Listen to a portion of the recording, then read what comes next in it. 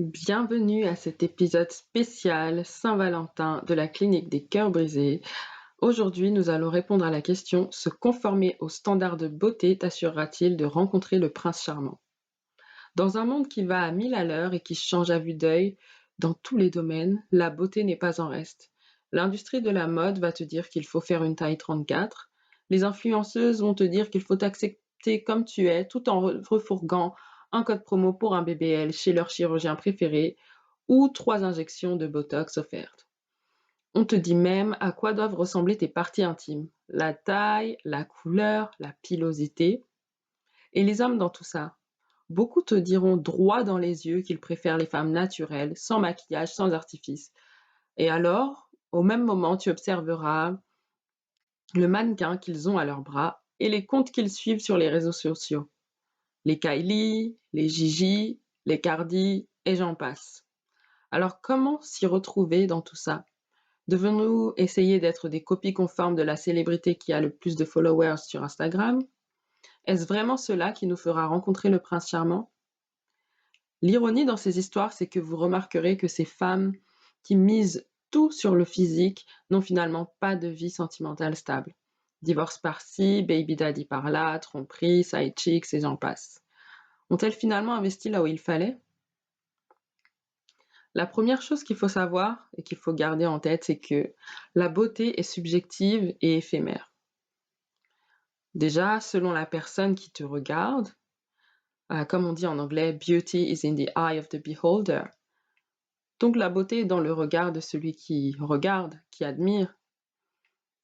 Donc d'une personne à une autre, tu pourras paraître très belle, comme quelconque. Donc même si les médias semblent imposer un modèle de beauté dominant, cela reste totalement subjectif. La beauté aussi est une question de culture. D'une culture à une autre, les critères ne sont pas les mêmes. On ne sait pas de quoi demain est fait. Le style que tu t'imposes aujourd'hui dans le contexte qui est le tien est peut-être totalement à bannir ou mal vu dans le pays où tu es censé aller t'épanouir ou prospérer. C'est-à-dire que aujourd'hui, peut-être que tu veux te conformer aux standards de beauté français qui ont évolué, alors qu'en fait, l'endroit où tu dois t'épanouir, ce n'est pas forcément la France, et tu vas procéder à des changements radicaux qui ne correspondront pas à l'endroit où tu es censé aller t'épanouir. Donc ton choix superficiel d'aujourd'hui, que tu as fait pour plaire aux autres, sera alors la cause de ton non-épanouissement. Et ça, c'est une porte ouverte à l'amertume.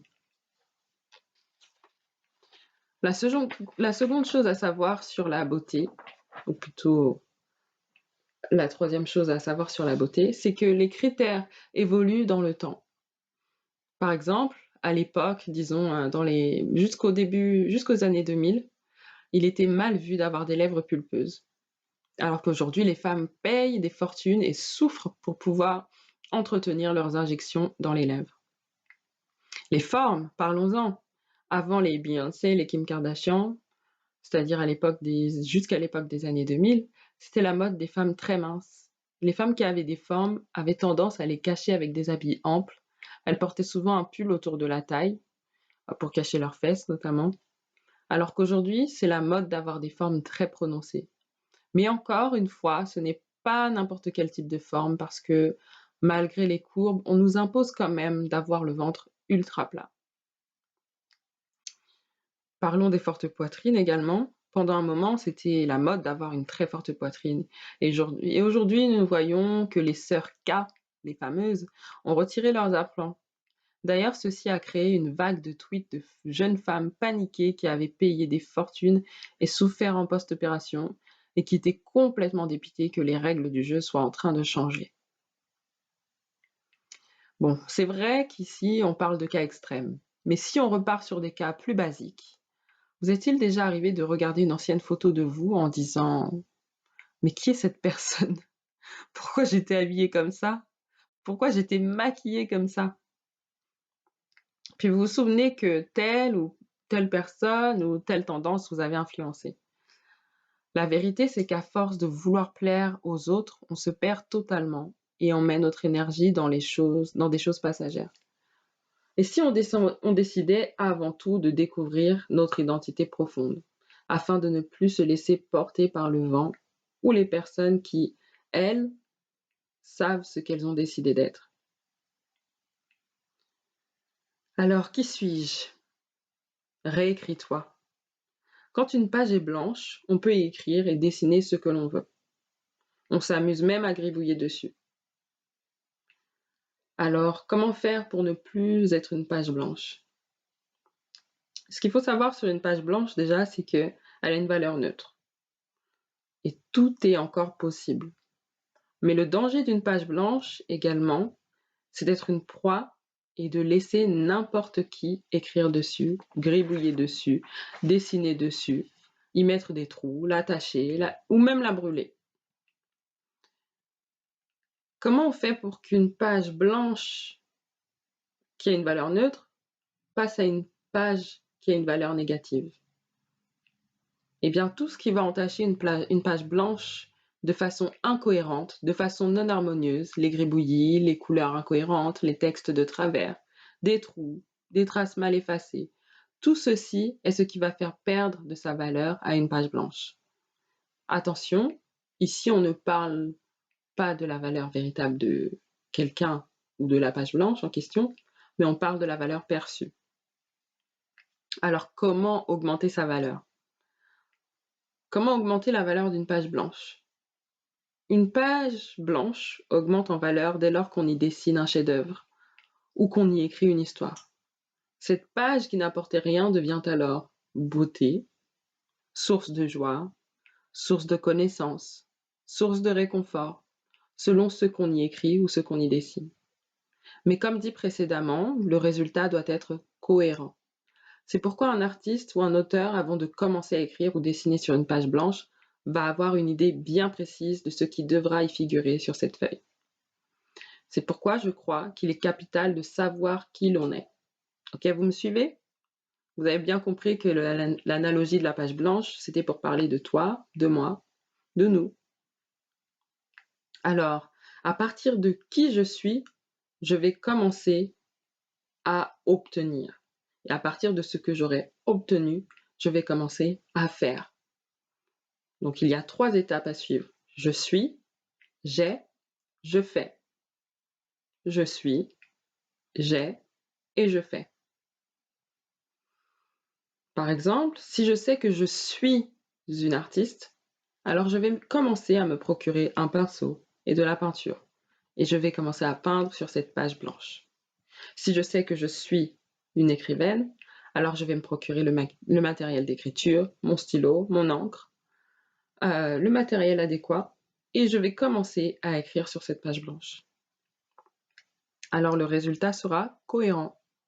Si je commence à poser des actes, à me procurer telle ou telle chose sans savoir profondément qui je suis, je me retrouverai avec un matériel incohérent, à faire des choses incohérentes qui ne me correspondent pas. C'est la porte ouverte à l'insatisfaction et la frustration. Alors, comment savoir qui je suis, si ce n'est en interrogeant celui qui m'a créé? Par exemple, pour connaître l'usage d'un produit, on fait appel à son constructeur, ou on va regarder le manuel qui vient avec le produit. Pour l'humain, c'est pareil. Je crois qu'il est capital pour savoir qui l'on est et savoir où l'on va d'interroger son créateur. Je vais maintenant vous raconter mon témoignage. Je vais vous faire savoir quel genre de page j'étais avant de redevenir une page blanche et comment j'évolue depuis que je connais mon identité profonde. Alors ma vie, avant de connaître mon identité, c'était une vie plutôt, disons, chaotique, avec énormément de dépendance affective et d'instabilité émotionnelle. Je pouvais passer du rire aux larmes, de la colère à la tristesse. C'était vraiment compliqué. Au niveau de l'habillement, on peut dire que c'était pas toujours très catholique. Et j'avais tendance à en montrer peut-être trop. Ah oui, même pas peut-être. J'avais tendance à en montrer trop. J'avais tendance à beaucoup jouer sur le physique, à beaucoup compter sur mon physique, parce que je ne connaissais pas ma véritable valeur. Le fait de ne pas connaître mon identité m'a fait faire énormément de mauvais choix, et notamment dans la gestion financière. J'étais très mauvaise gestionnaire de mes finances. Je dépensais à tout va. Ma carte bleue y passait à chaque fois selon mon humeur, pas selon ce qui était raisonnable, pas selon mes projets, pas selon mes besoins même, mais selon mes envies, selon mes émotions, qui, je le rappelle, étaient instables. Au niveau du physique, j'avais tendance à faire le yo-yo. J'avais vraiment tendance à faire le yo-yo. Je maintenais jamais un poids stable. J'avais des phases où j'allais faire du sport à fond, et là, je maigrissais. Ou alors, j'allais être très stricte dans mon alimentation, genre manger des œufs à la coque, un petit morceau de fromage, et c'est tout. Pour toute la journée. Des choses comme ça. Et du coup, forcément, un coup, j'étais à la limite de l'obésité. Puis ensuite, j'entrais dans mon poids normal, dans mon poids de forme. Et puis, je repartais dans la limite de l'obésité, et ainsi de suite, etc., etc.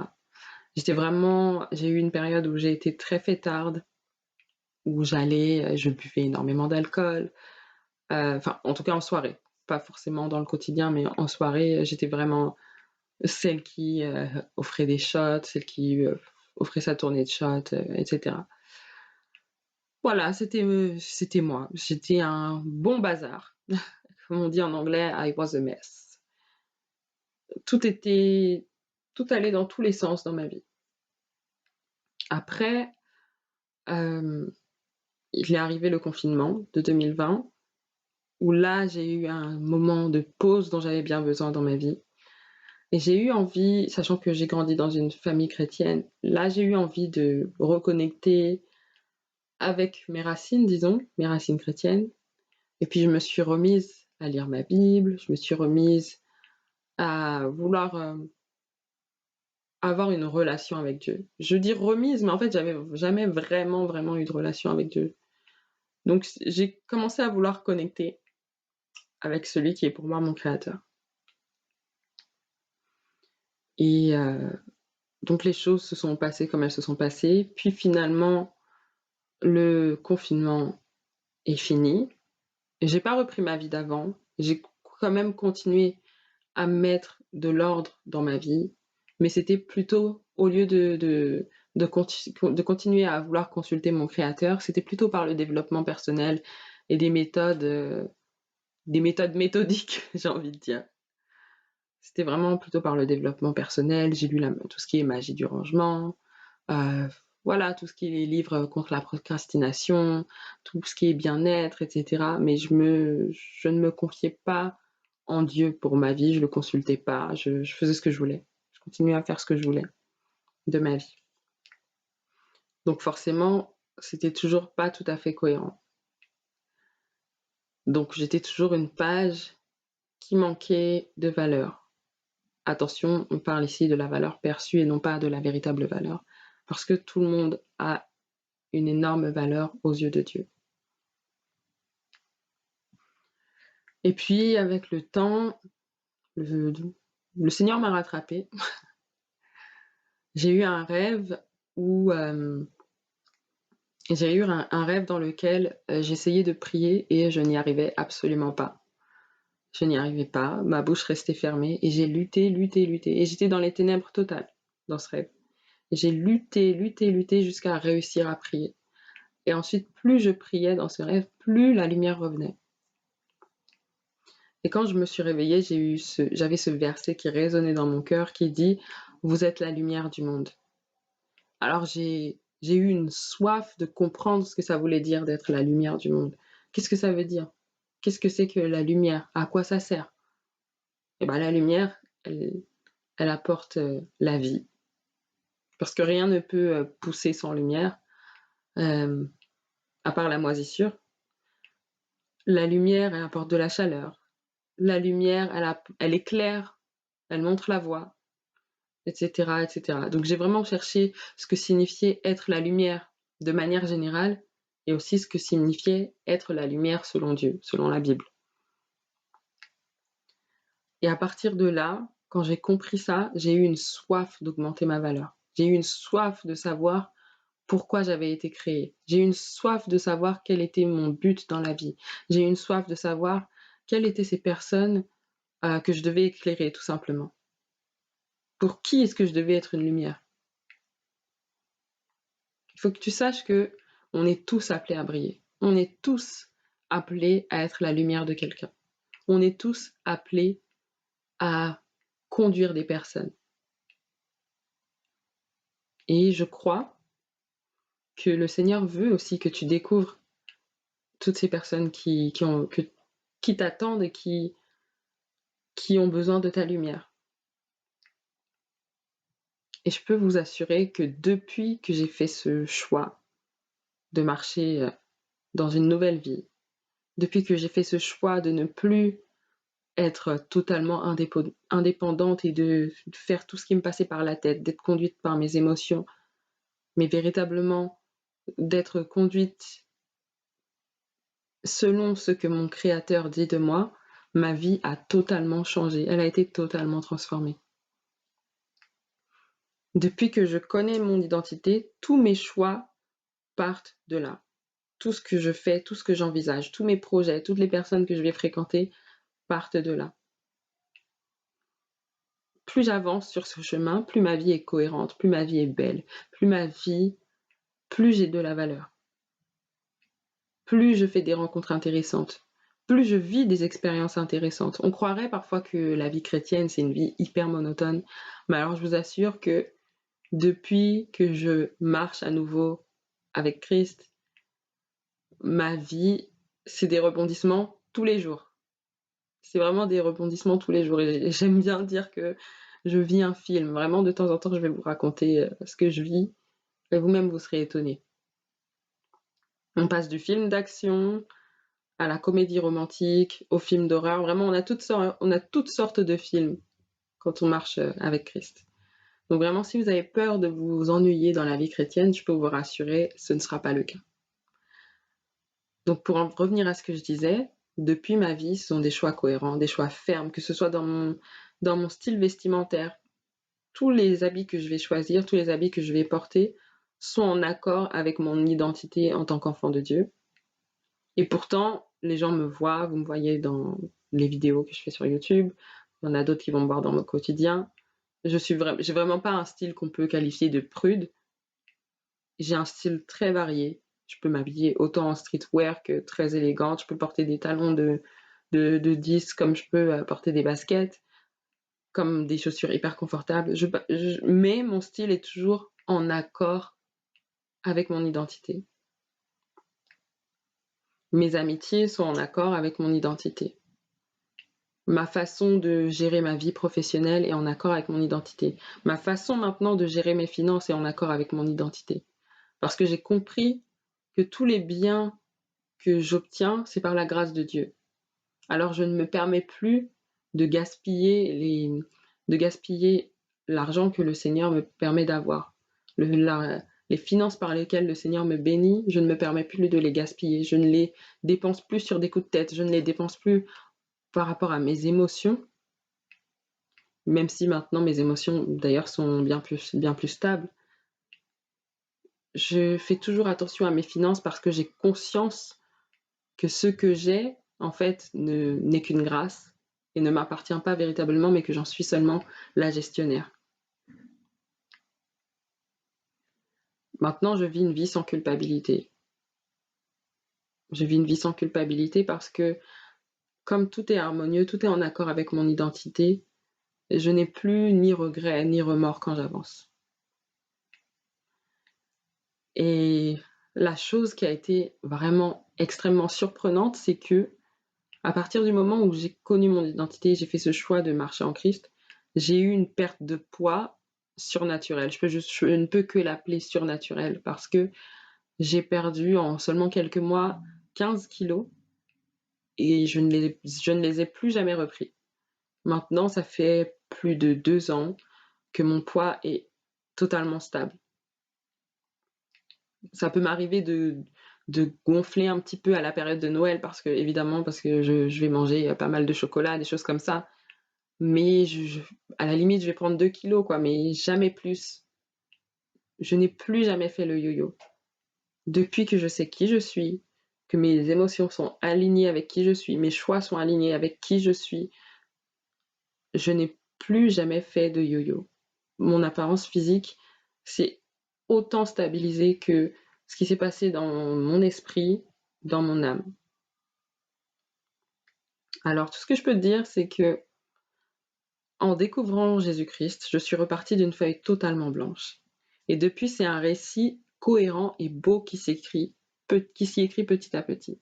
Et c'est ce que je souhaite pour chacune d'entre vous, pour chacun d'entre vous qui m'écoutez. Et je crois que Jésus est mort et ressuscité pour moi, et que Dieu a toujours eu des projets merveilleux pour moi, sauf que je n'en avais pas conscience. Maintenant que je sais, que je connais mon identité, que je connais ma valeur et que je ne laisse plus personne écrire sur ma feuille, si ce n'est mon créateur, ou si ce n'est moi-même inspiré par mon créateur, je ne laisse plus aucune idéologie se greffer sur ma feuille, ni entacher ma feuille, ni gribouiller dessus. Je connais mon identité, je sais ce qui doit figurer sur cette feuille. Et c'est comme ça que j'avance dans une vie sans regret, sans culpabilité et totalement épanouie. Donc, pour en revenir à la rencontre avec le fameux prince charmant, c'est simple, la loi de l'attraction s'applique. On attire ce que l'on est. Par conséquent, plus on travaille sur soi et augmente sa valeur, plus on attire des hommes de valeur également. Et c'est totalement ce qui est en train de m'arriver ces derniers temps. Alors je vous souhaite de réussir à découvrir votre identité. C'est vraiment tout ce que je vous souhaite. Prenez soin de vous, vous êtes des créatures merveilleuses.